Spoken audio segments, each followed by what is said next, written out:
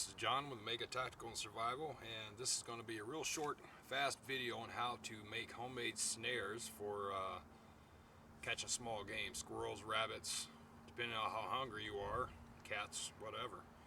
But in a survival situation, it's going to be really helpful to learn how to make these, and it's very simple. And I'm going to cut from here and go to the table here, and I'll show you how these are made. Hello everyone, we're back, and I'm going to show you now how to make one of these homemade snares. And it's real simple. If you get in a situation, you're out in the woods and you don't have one of the commercial style snares like this, or you've used this one time with one catch, most of the times it'll destroy these. So I mean, there may not be anything left of this if you've used it once. So having the option of being able to know how to make them out of regular wire, steel wire, it's going to help you out tremendously.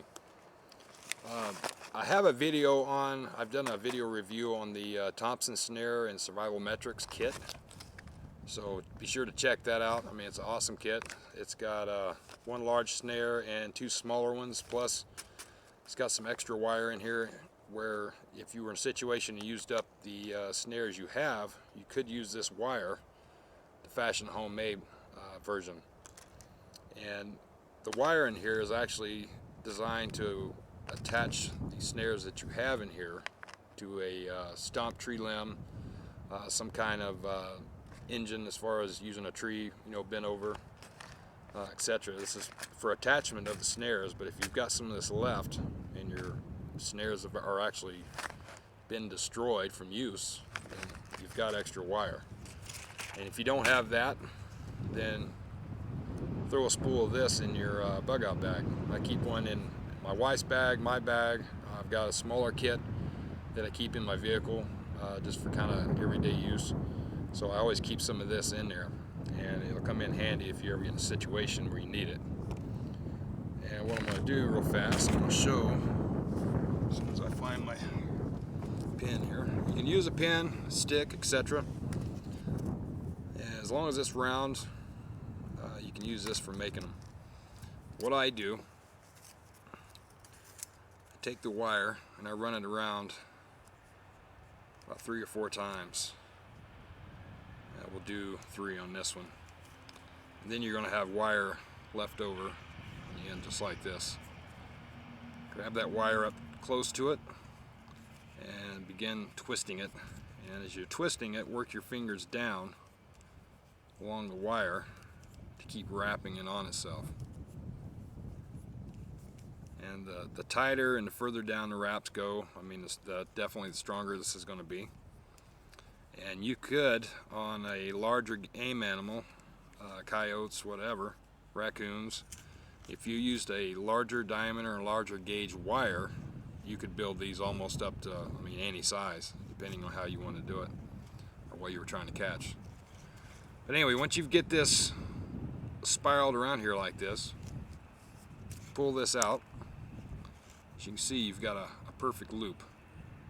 And as you can see, it's wrapped around 3 times on this particular one.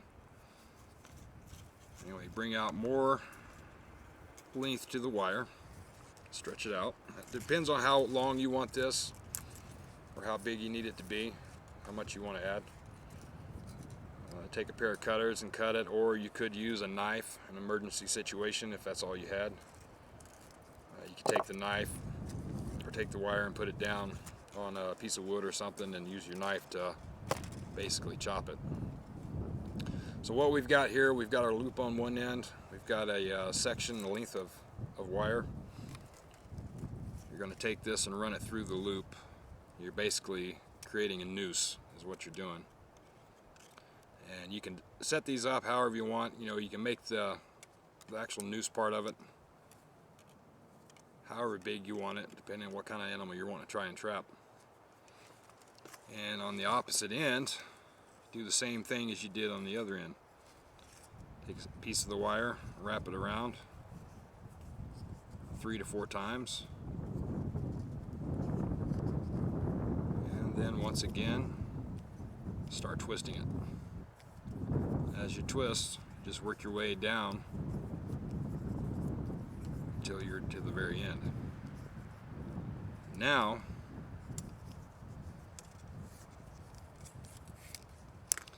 you have an anchor point.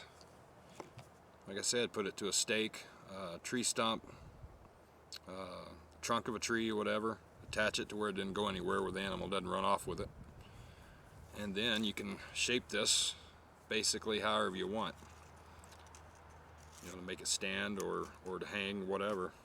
And then you attach the other end where the animal can't run off with your snare.